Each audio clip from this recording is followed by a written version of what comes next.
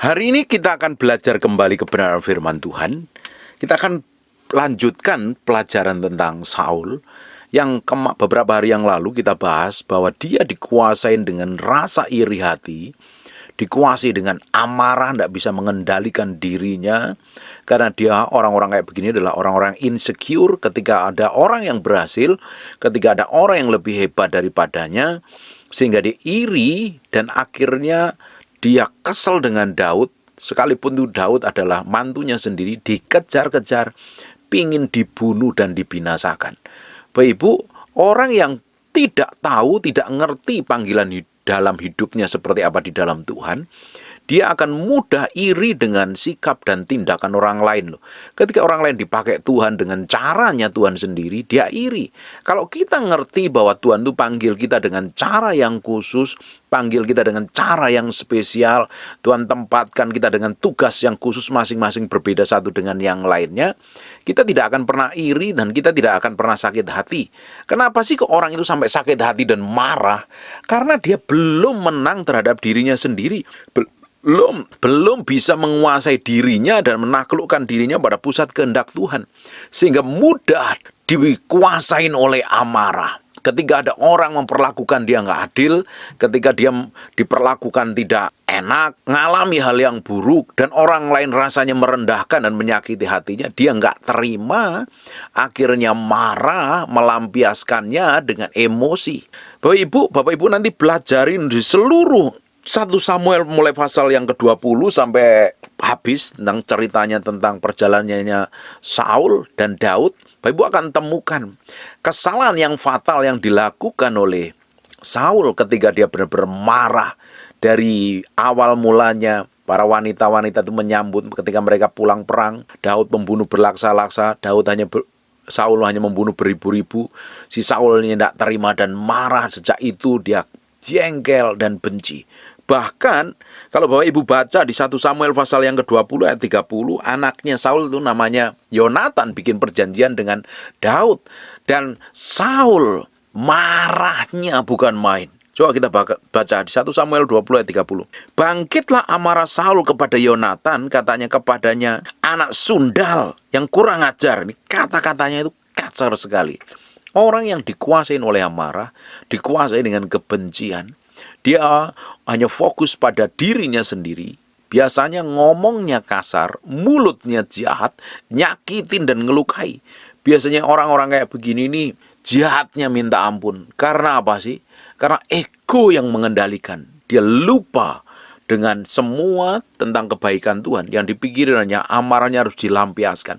Dan dibalik semua ini adalah pekerjaan roh jahat sebenarnya. Anak sundal yang kurang ajar, bukankah aku tahu bahwa engkau telah memihak pihak anak Isai dan noda bagiku dan bagi perut ibumu? Akhirnya apa Bapak Ibu? Kalau kita baca selanjutnya, si Saul ini marahnya luar biasa. Bapak Ibu, baca dimulai ayat yang ke-32. Tetapi Yonatan menjawab Saul ayahnya, itu katanya kepadanya, mengapa ia harus dibunuh? Apa yang dilakukannya? Dia mempertanyakan, kenapa sih kok Daud harus dibunuh? Apa sih yang sebenarnya kesalahannya Daud itu apa? Tetapi apa yang dilakukan oleh Saul? Ayat yang ke-33. Lalu Saul melemparkan tombaknya kepada Yonatan untuk membunuhnya. Mata hatinya sudah buta lagi. Dia nggak ngerti bahwa itu anaknya. Karena dia sudah melawan, bikin jengkel, bikin marah, akhirnya pingin membunuh. Dihabisin kalau perlu. Maka taulah Yonatan bahwa ayahnya telah mengambil keputusan untuk membunuh Daud. Bapak Ibu, ini mengerikan sekali. Apalagi setelah tahu bahwa Daud dikejar-kejar oleh Saul bersama para tentaranya, para pengikutnya. Dia datang ke sebuah kota namanya Nob. Di sana dia ketemu dengan imam namanya Ahimelek. Karena kelaparan, Bapak Ibu baca di 1 Samuel pasal yang ke-21, sampailah Daud ke Nob kepada Ahimelek imam itu. Dengan gemetar Ahimelek pergi menemui Daud dan berkata kepadanya, mengapa engkau seorang diri dan tidak ada orang yang bersama-sama dengan engkau? Jawab Daud kepada imam Ahimelek, raja menugaskan sesuatu kepadaku. Bapak Ibu baca selanjutnya, karena dia kelaparan, akhirnya Ahimelek kasih roti. Perhatikan ayat ke-6. Lalu imam itu memberikan kepadanya roti kudus itu karena tidak ada roti di sana kecuali roti sajian. Roti itu bisa diangkat orang dari hadapan Tuhan, supaya pada hari roti itu diambil, ditaruh lagi roti baru. Maka pada hari itu juga ada di sana salah seorang pegawai Saul yang dikhususkan melayani Tuhan, namanya Doeg, seorang Edom, pengawas atas gembala-gembala Saul. Daud menemui Ahimelek, dan Ahimelek kasih roti kepada Daud berserta anak buahnya, itu sebenarnya roti sajian, dimakan dan dilihat oleh Doeg, seorang Edom, ini pengawas atas gembala-gembala Saul. Dari situ anak buahnya ini, si Doeg ini kasih laporan kepada Saul. Bapak Ibu, apa yang terjadi? Ngeri sekali yang dilakukan oleh Saul. Karena kebencian, karena marahnya, karena dendamnya. Bapak Ibu nanti baca di 1 Samuel pasal yang ke-22. Lalu raja menyuruh memanggil Ahimelek bin Ahitub, imam itu bersama dengan seluruh keluarganya, para imam yang di Nob, dan datanglah sekalian menghadap raja. Kata Saul, cobalah dengar ya anak Ahitub. Jawabnya, ya tuanku. Kemudian bertanyalah Saul kepadanya, mengapa kamu mengadakan persepakatan melawan aku? Engkau dan dengan anak Isai itu, dengan memberikan roti dan pedang kepadanya, menanyakan Allah baginya, sehingga ia bangkit melawan aku menjadi penghadang seperti sekarang ini. Lalu Ahimelek menjawab raja, tetapi siapakah di antara segala pegawaimu yang dapat dipercaya seperti Daud? Apalagi ia menantu raja dan kepala para pengawalmu yang dihormati dalam rumahmu. Bukankah ini pertama kali aku menanyakan Allah bagi dia? Sekali-kali tidak, janganlah kiranya raja melontarkan tuduhan kepada hambamu ini, bahkan kepada seluruh keluargaku, sebab hambamu ini tidak tahu apa-apa tentang semuanya itu, baik tentang perkara kecil maupun perkara yang besar. Perhatikan, tetapi raja berkata, engkau mesti dibunuh, Ahimelek, engkau dan seluruh keluargamu. Lalu raja memerintahkan kepada bentara yang berdiri di dekatnya, majulah dan bunuhlah para imam itu, sebab mereka membantu Daud. Sebab walaupun mereka tahu bahwa ia melarikan diri, mereka tidak memberitahukan hal itu kepadaku. Tetapi para pegawai raja tidak mau mengangkat tangannya untuk memarang imam-imam Tuhan. Pegawainya masih tahu diri, tidak mau membunuh para imam-imam Tuhan karena urusannya ngeri. Tetapi ayat 18, lalu berkatalah raja kepada Doeg, majulah engkau dan paranglah para imam itu. Maka majulah Doeg orang Edom itu, lalu memarang para imam itu. Ia membunuh pada hari itu 85 orang yang memakai baju efod dan kain lenan. Juga penduduk Nob, kota imam itu, dibunuh raja dengan mata pedang. Laki-laki maupun perempuan, kanak-kanak maupun anak yang menyusu, pula lembu, keledai, dan domba dibunuh dengan mata pedang. Tetapi seorang anak Ahimelek bin Ahitub namanya Abiatar luput. Ia melarikan diri menjadi pengikut Daud. Ketika Abiatar memberitahukan kepada Daud bahwa Saul telah membunuh para imam Tuhan, berkatalah Daud kepada Abiatar, memang pada hari ini, itu juga ketika Doeg orang Edom itu ada di sana, aku telah tahu bahwa pasti ia akan memberitahukannya kepada Saul, akulah sebab utama dari kematian seluruh keluargamu. Gara-gara jengkel, gara-gara iri hati, tidak bisa mengendalikan hatinya, Saul akhirnya bikin kesalahan yang fatal. Imam-imam Tuhan dihabisin. Bahkan anaknya sendiri dilempar tombak kalau bisa dibunuh. Kebencian, amarah, jengkel, tersinggung, kalau tidak dibereskan, itu akan menghancurkan begitu rupa. Bapak Ibu, beberapa hari yang lalu kita belajar tentang umpan iblis. Tersinggung, dalam bahasa aslinya adalah umpan. Kalau orang-orang masih tersinggung, kecewa, sakit hati, jengkel, benci, dan dendam, itu makan umpan yang dilempar iblis loh. Waktu umpan itu ditangkap, digigit, dia kena umpannya, dia terkait dan diseret begitu. Kalau orang makan umpannya setan dengan namanya kekecewaan, tersinggung, sakit hati, benci, dendam, marah, Bapak Ibu, apa yang terjadi? Semakin banyak bereaksi, semakin dikontrol dan dikendalikan oleh setan. Makanya orang-orang yang pernah kecewa, sakit hati, benci, jengkel, dan dendam itu, semakin dia bereaksi, ngomong, cerita, bertindak, dia semakin dikontrol dan dikuasain kepahitannya, rasa tersinggungnya luar biasa, karena dia sedang dikontrol dan dikendalikan iblis.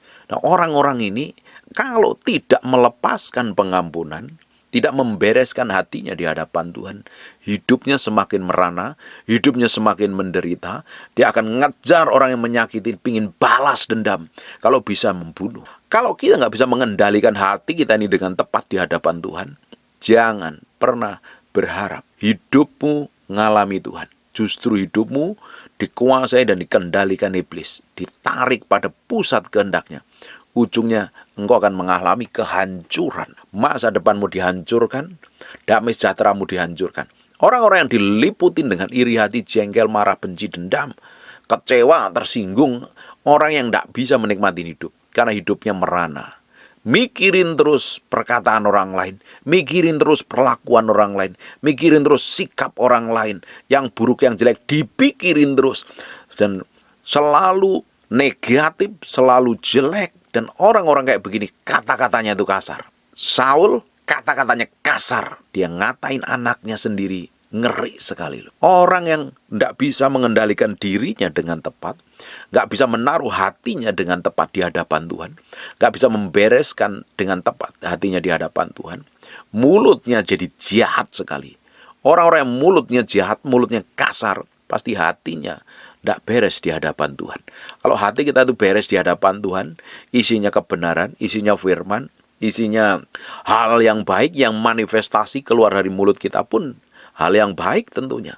Kalau hatinya penuh kejahatan dan kepalsuan hidup, yang keluar dari mulutnya jahat. Bapak Ibu, belajar harus bereaksi benar. Apapun yang terjadi dalam hidupmu, harus bereaksi benar di hadapan Tuhan. Jangan sampai bereaksi yang salah. Kalau engkau bereaksi salah dan engkau kecewa, sakit hati karena situasi, kondisi, lingkungan, perlakuan orang lain, atau apapun kejadiannya, engkau tersinggung, engkau marah, engkau kecewa, engkau sakit hati, kamu sudah makan umpannya iblis. Semakin kamu bergerak, itu umpan akan kena ngait dalam hidupmu, seperti seorang yang mancing. Semakin umpannya dilempar dan dimakan oleh ikan, nah ikan semakin gerak, kail pancingnya, mata kancingnya itu begitu masuk semakin dalam dan kena mulut si ikan dan susah lepas. Kalau kita makan umpannya iblis, namanya kecewa, sakit hati, tersinggung, jengkel, marah, benci. Semakin kita banyak bereaksi, semakin sakit itu semakin dalam ada dalam hatimu. Perlu dibereskan di hadapan Tuhan. Bapak Ibu, jangan sampai engkau mudah gampang jadi orang gampang tersinggung. Jangan menjadi orang yang gampang sakit hati, gampang marah nggak jelas, gampang ngamuk-ngamuk nggak jelas. Hari ini belajar loh. Serahin hatimu di hadapan Tuhan. Benar-benar berserah di hadapan Tuhan. Taruh hatimu sepenuhnya di hadapan Tuhan. Kalau tidak, engkau akan dikuasain oleh amarah, emosi, dan akan menghancurkan. Saul bikin kesalahan fatal. Imam-imam Tuhan dibunuh. Bapak Ibu, karena sakit hati, karena tersinggung, orang bisa melakukan banyak hal yang jahat loh. Kita lihat contoh saja, kita ketika nonton TV, berita kriminal atau apapun lah namanya, atau crime investigasi, itu ada channel di TV. Ada orang-orang tertentu karena perlakuan orang yang nyinggung, kata-kata orang yang nyinggung, sikap orang yang nyakitin hatinya, akhirnya dia ngambil keputusan sampai melakukan menghabisi nyawa orang lain. Dan itu sangat ngeri sekali Bapak Ibu. Kalau kita ini nggak bisa menjaga hati kita sendiri di hadapan Tuhan, kalau kita nggak bisa kendalikan mulut kita, kendalikan pikiran kita, kendalikan perasaan kita, kendalikan emosi kita, kita akan mudah dijebak iblis untuk diseret, untuk melakukan banyak hal yang jahat yang tidak berkenan di hadapan Tuhan. Nih, saya berkali-kali dalam beberapa minggu terakhir ngomong masalah hati, jaga hatimu, kendalikan emosimu, kendalikan sepenuhnya di hadapan Tuhan. Kalau engkau nggak bisa mengendalikan emosimu, engkau jadi orang yang gampang tersinggung, gampang marah, gampang sakit hati, gampang terluka. Kamu menjadi orang yang sangat ringkih sekali, mudah retak, mudah tersakitin. Dan orang-orang model kayak begini ini, hidupnya sangat rapuh. Dia nggak memiliki hikmat, nggak memiliki pengetahuan. Orang yang selalu terluka dan mudah sekali nyakitin orang lain. Kalau kita ini gampang terluka, gampang tersinggung, gampang nyakitin orang lain, hidup kita nggak jadi berkat. Justru orang itu akan terluka dengan sikap dan tindakan kita. Coba koreksi hatimu kalau engkau gampang tersinggung, gampang marah. Engkau belum menaruh hatimu di hadapan Tuhan. Saya berdoa, saya berkali-kali ngomong, saya berdoa suatu hari akan lahir satu generasi yang bebas tersinggung. Karena hati dan hidupnya diserahin sama Tuhan. Orang tuh bebas ngomong sama kita. Dia bisa ngomong baik, dia ngomong jelek, ngomong buruk, bisa mendoakan, bahkan bisa mengutuk. Karena kita nggak bisa jaga mulut orang, kita nggak bisa atur orang lain harus ngomong apa. Yang bisa kita atur adalah sikap hati kita di hadapan Tuhan, jaga sikap kita, kelakuan dan tindakan kita. Orang boleh ngomong buruk, ngomong jelek kayak apapun. Tapi kalau kita tahu bahwa kita ini adalah orang yang dikuduskan, disucikan, yang memiliki rencana besar dalam hadirat Tuhan, kita punya rencana besar di dalam Tuhan, kita nggak perlu pusing dengan perkataan orang. Orang boleh ngomong apapun juga. Tapi fokus kita kepada Tuhan. Fokus kita pada kekekalan. Fokus kita kepada janji Tuhan. Jangan menjadi orang yang gampang, ringkih dan hancur hatimu. Belajar jagain hatimu begitu rupa. Kalau ada orang ngomong jelek itu jangan cepat bereaksi. Orang ngomong buruk jangan bereaksi. Diamin aja. Kalau apa yang diomongin itu sesuai dengan kelakuanmu, ya kamu bertobat dan berubah. Kalau yang diomongin orang lain itu ngomongnya buruk, gak sesuai dengan kenyataan yang kamu hidupin, dan hidupmu benar di hadapan Tuhan, jalan terus, gak usah pusing. Ngapain kita mikirin perkataan orang? Ngapain kita pusing dengan kelakuan dan tindakan orang? Hidup kita tidak ditentukan oleh perkataan orang lain. Hidup kita ditentukan oleh janji Tuhan, kebenaran firman Tuhan. Hidupku ditentukan oleh kebenaran firman Tuhan, bukan oleh perkataan orang lain. Apalagi kalau perkataan itu buruk, jelek, dan nyakitin, serahin saja ke Tuhan. Izinkan Tuhan membela hidupmu. Nggak perlu dibalas, doain aja. Kalau perlu nggak usah dipikirin. Ngapain kita pikirin? Kalau kita gampang jadi orang yang gampang sakit hati, gampang terluka, nanti seperti Saul, bukan mendapat hikmat dan tahtanya langgeng pada seluruh keturunannya, malah akan digantikan oleh orang lain. Yang digantikan adalah orang yang benar-benar dia musuhi dan dia sakitin. Bapak Ibu, ini akhirnya anak-anak Saul ini mati loh, ngeri sekali loh. Bapak Ibu meski belajar kebenaran firman Tuhan ini, harusnya hidup kita ini semakin hari semakin benar di hadapan Tuhan, semakin kuat, semakin mengasihi Tuhan, semakin mencintai Tuhan, semakin hidup kita berkenan di hadapan Tuhan. Saya berdoa Bapak Ibu, hidupmu semakin hari semakin mempermuliakan nama Tuhan. Hidupmu semakin hari semakin berubah, bisa mengendalikan diri dan menaruh hatimu sepenuhnya di hadapan Tuhan. Benar-benar mencerminkan kemuliaan Tuhan. Gak usah pusing mulai hari ini dengan perkataan orang lain. Gak usah pusing dengan sikap orang lain. Gak usah pusing dengan apapun yang dilakukan oleh orang lain. Orang bisa melakukan apa saja, tetapi kalau kita di pihak Tuhan, Tuhan sendiri akan menjadi panglima perang kita yang akan membela hidup kita. Kita akan melihat perjalanan hidup kita ini semakin hari semakin mempermuliakan nama Tuhan. Kita akan lihat di 2 Samuel pasal yang ketiga, yang pertama. Peperangan antara keluarga Saul dan keluarga Daud berlarut-larut. Perhatikan, Daud kian lama kian kuat, sedang keluarga Saul kian lama kian lemah. Kenapa? Hidupnya dipenuhi kepahitan, sakit hati, benci, jengkel, dendam, pingin membunuh. Bahkan imam Tuhan pun dihabisin. Ini udah sangat keterlaluan nih Saul. Hidupnya dirasukin oleh roh jahat. Tapi Daud semakin hari semakin diurapin Tuhan.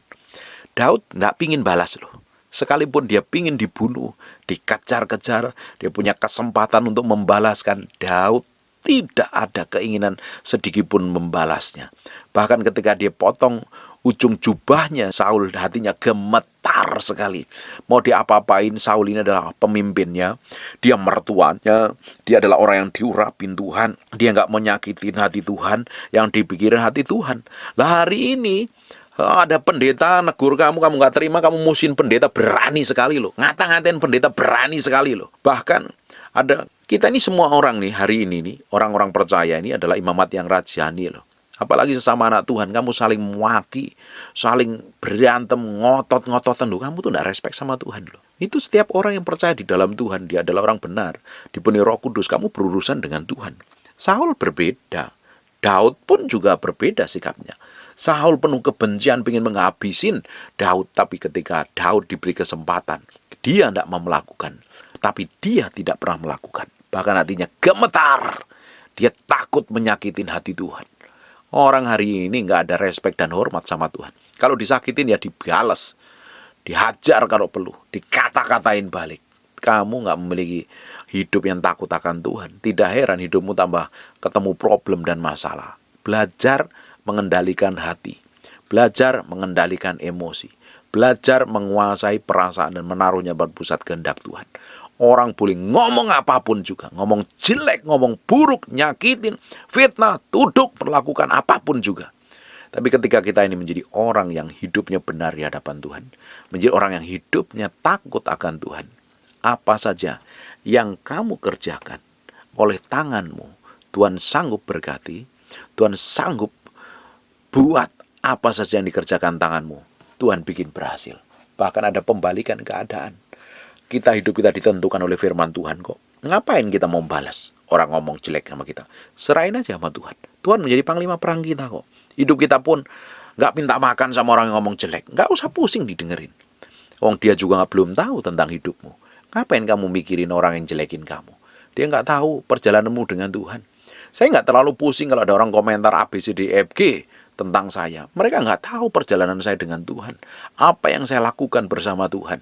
Ngapain saya pusing dengan perkataan buruk orang lain? Jalan terus saja sama Tuhan. Jangan dipusingin orang yang ngomong jelek, ngomong buruk, nyakitin, melukai. Lupain aja, serahin sama Tuhan. Kalau kamu makan perkataan orang lain, kamu sedang makan umpannya setan. Hari ini kan setan gak bisa sakitin hati Tuhan. Gak bisa sentuh Tuhan. Tapi dia akan sentuh, dia akan sakitin anak-anaknya Tuhan yang dikasihnya. Siapa ya? Kita.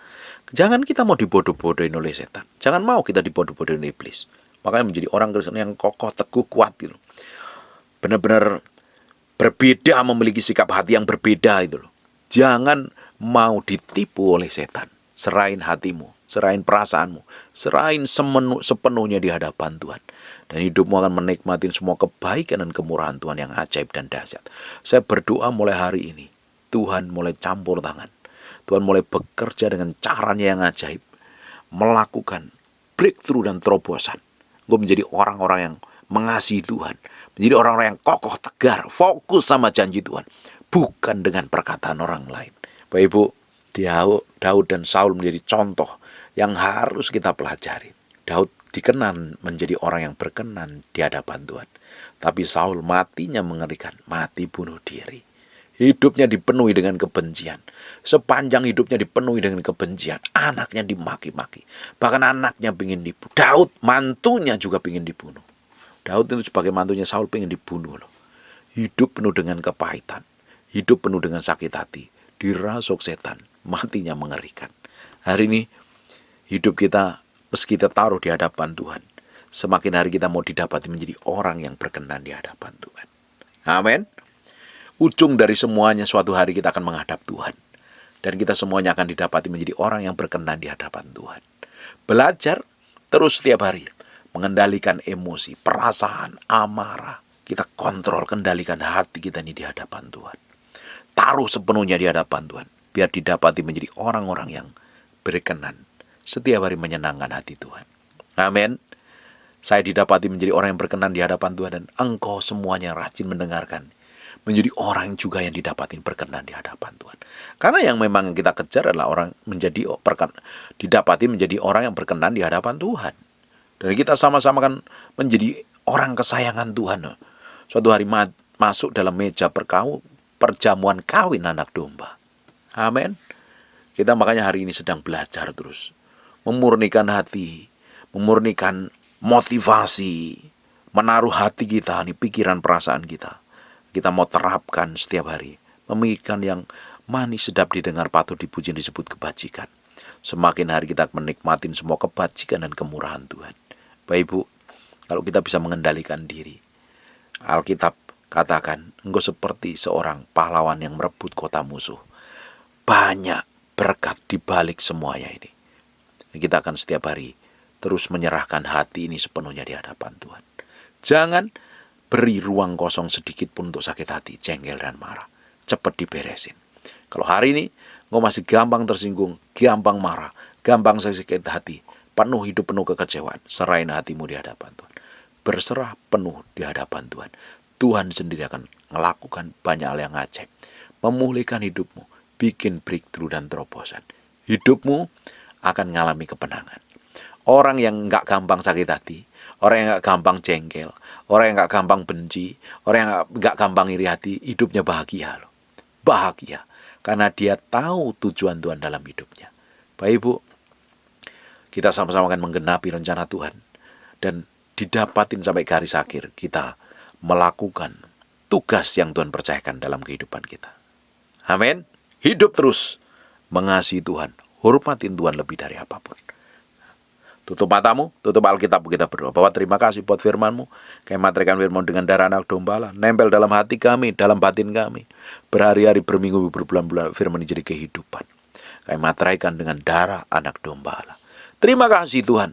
Bagimu hormat, pujian, pengagungan. Mau berdoa untuk orang yang sakit dan mengalami kelemahan tubuh, oleh bilur Yesus, oleh darah Yesus, jadilah engkau tahir, jadilah engkau sehat, jadilah engkau sembuh.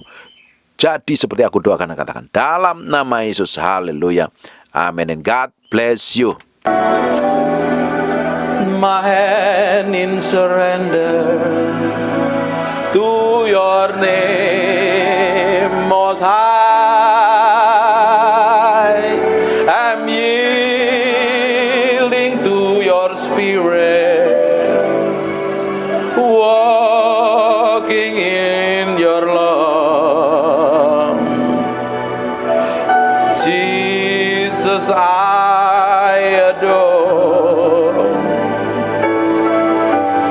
Jesus, I adore. Jesus, I adore your holy name. Dipenuhi kemuliaan, dipenuhi kemuliaan. Sembah dengan nyanyian, dipenuhi pujian. Kami berikan yang kalem saja, korban pujian. Angkat tanganmu, sembah Dia. Kau saja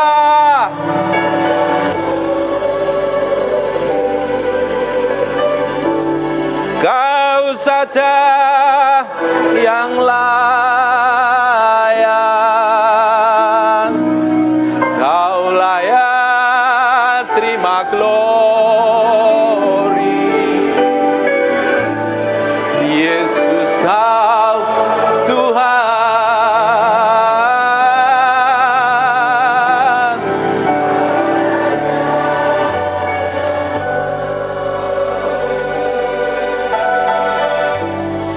Kau saja yang layak, Kau layak terima glory. Hanya Tuhan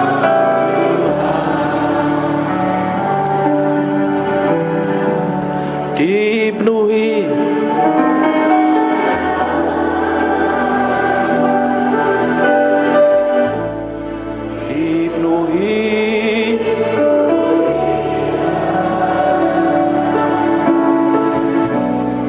Kami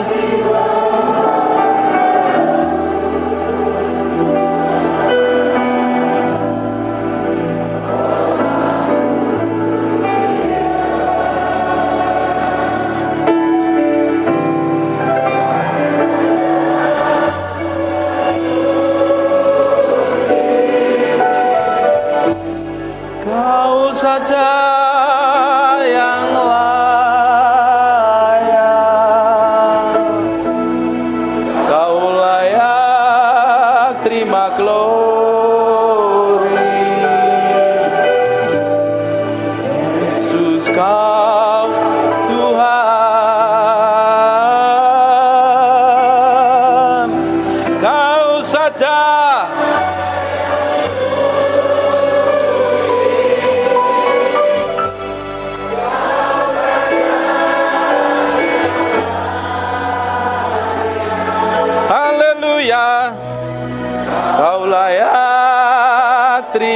glory.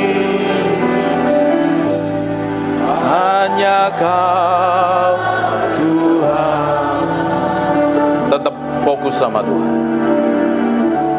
Tetap main yang benar. Roh Kudus, aku minta urapan itu sedang mengalir dari ujung ke ujung. Aku berdoa urapan itu sedang turun dalam ruangan ini. Mengkene mente peke nomo sandiro nomo topo kura laba tepene mete. Imine mebe piene meke nomo to sandirine. Nikmati ada gelombang pengurap itu sedang mengalir. Aku berdoa urapan itu sedang turun. Sekarang lebih kuat urapan itu. Pake nomo soko henara manteko nomo. Hinemente pepe pikiana rabahana maseko. Hipeko naralabatabak. Terus ada beberapa orang sedang dijamah Tuhan. Aku berdoa semakin kuat urapan itu turun. Now in Jesus name. Terus Roh Kudus, bagianmu sekarang. Bagianmu sekarang. Apakah nama sekonomo? Ikere BTPP kiene mendebeki nomoko sante konomo. Ine mendere bebe piana mabahana masya. Irala baka harabasya nama takara nama sekene mendebeki. Terus semikuna lama dabak. Terus kita akan nikmatin Tuhan. Kita nikmati hadiratnya.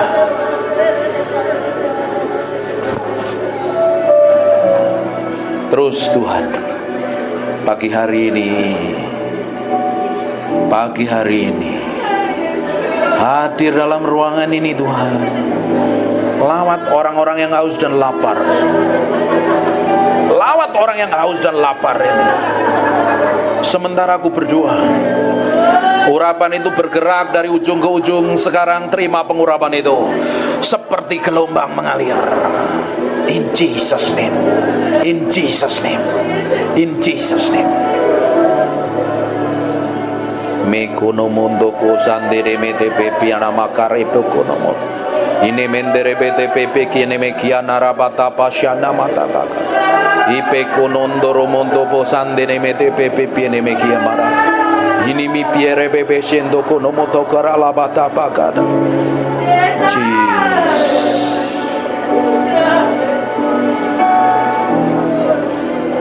Terus Tuhan, buat sesuatu yang berbeda pagi hari ini. Kau lihat orang yang haus dan lapar ini Tuhan. Mereka akan dilawat Tuhan. Mereka akan dilawat Tuhan. Mereka yang sudah kering, angkat tanganmu yang udah kering, lama gak ngalami Tuhan. Minta sama Tuhan, minta sama Roh Kudus pagi hari menjamah hidupmu. Aku lepaskan urapan ini turun di antara umatmu. Ada kuasa Allah yang bergetar. Tiba-tiba ada beberapa orang dijamah Tuhan. Sampai engkau gak tahan.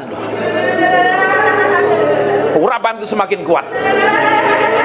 Sekarang Jesus name. Jesus name. Terus ada orang-orang gak tahan. Kuat sekali urapan di ruangan ini. Sekarang jamah Tuhan. Jamah Tuhan. Terima pengurapan itu. Terima pengurapan itu.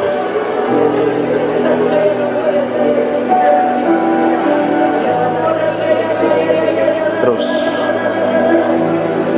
yang sudah bisa nyembah, pakai sembah Tuhan. Izinkan Tuhan hadir menjamah hidupmu pagi hari ini. Buat hatimu haus dan lapar ingin kenal Tuhan lebih dari apapun juga. Engkau menguasai, bukan aku bukan siapa-siapa. Ini bagianmu menjamah umatmu. Lawat mereka dengan hadiratmu. Terus semakin kuat.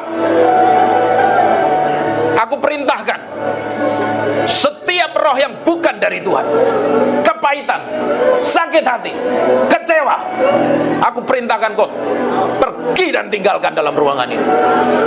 Aku berdoa urapan itu semakin kuat Tuhan, hadirat-Mu turun dalam ruangan ini. In Jesus name. Jesus, we thank you, we praise you, we adore you.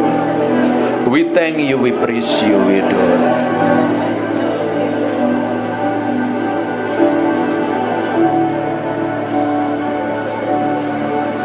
We praise you, we adore you. We thank you, we thank you.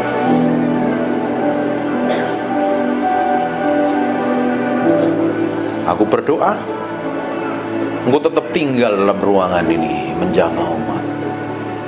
Haleluya.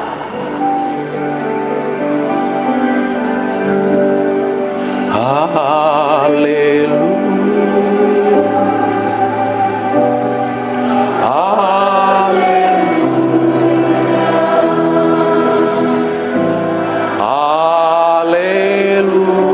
Angkat tanganmu, sembah Dia.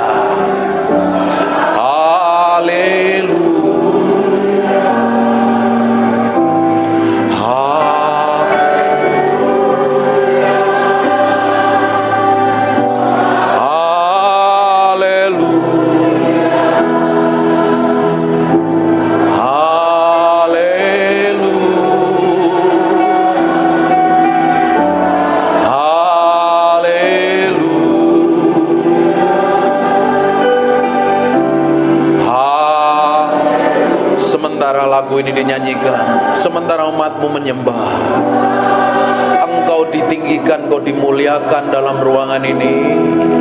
Engkau saja yang layak disembah dan ditinggikan. Biar urapan-Mu mengalir dalam ruangan ini. Aku berdoa pengurapan Ibu sedang turun dalam ruangan ini.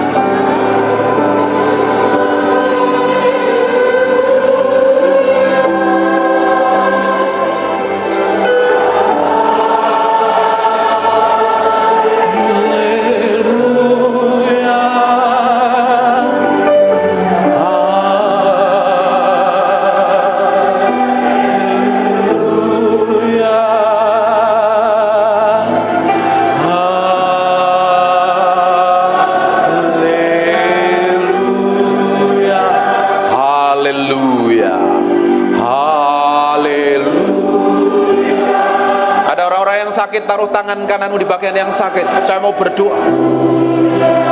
Aku berdoa, biar urapan kesembuhan itu turun dalam ruangan ini. Dan aku perintahkan semua sakit, penyakit, dan kelemahan tubuh pergi, tinggalkan tubuh orang-orang yang sedang menyembah. Dalam nama Yesus, dalam nama Yesus.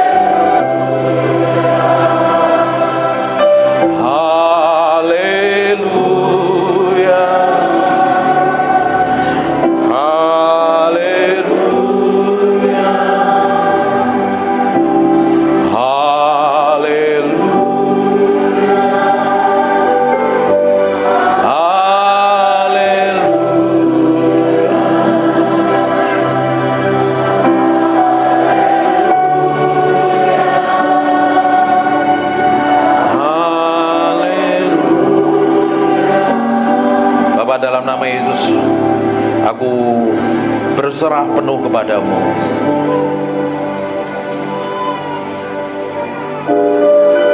Tolong anak kecil bisa di ruangan lain. Hormatin Tuhan.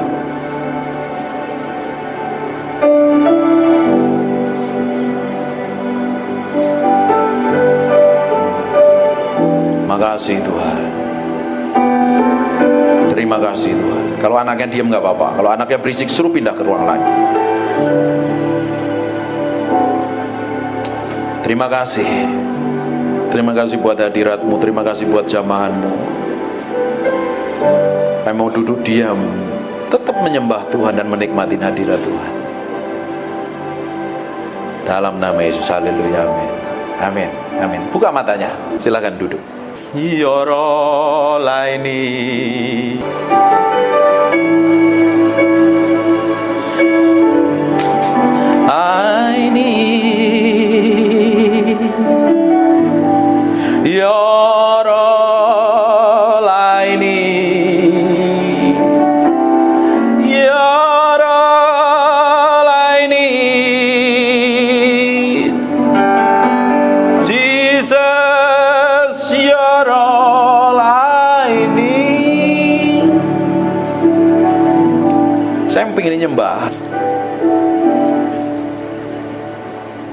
Jesus, I just want to thank you. Jesus, I just want to thank you. Jesus, I just want to thank you. Saya nyanyi lagu ini loh, ngerasain hadirat Tuhan loh. Jesus, I just want to thank you. Thank you for being so good. Enak tau nyembah Tuhan itu ya. Loh kok bengong semua? Kalau kita ketemu Tuhan, loh kamu jadi bengong loh. Makanya orang Kristen harus ngalami Tuhan dan ketemu Tuhan setiap hari. Kalau kau ke gereja nggak pernah ketemu Tuhan, please anak kecilnya bisa ditolong. Ada ruangan lain, ruangan baby, biar yang lain nggak ganggu.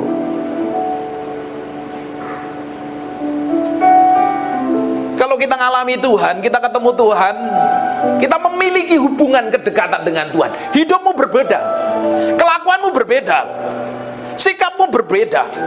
Tapi banyak orang Kristen datang ke gereja rajin ibadah, kelakuannya nggak berubah dari tahun ke tahun, tetap sama, menjadi manusia yang lama. Harusnya setiap hari kita berjalan bersama Tuhan, bergaul dengan Tuhan. Karakter, sikap, kelakuan, tindakanmu berubah menjadi sama seperti Tuhan. Harusnya, tapi tidak semua orang nyampe ke sana. Dia lebih seneng ngikutin dagingnya, ngikutin hawa nafsunya,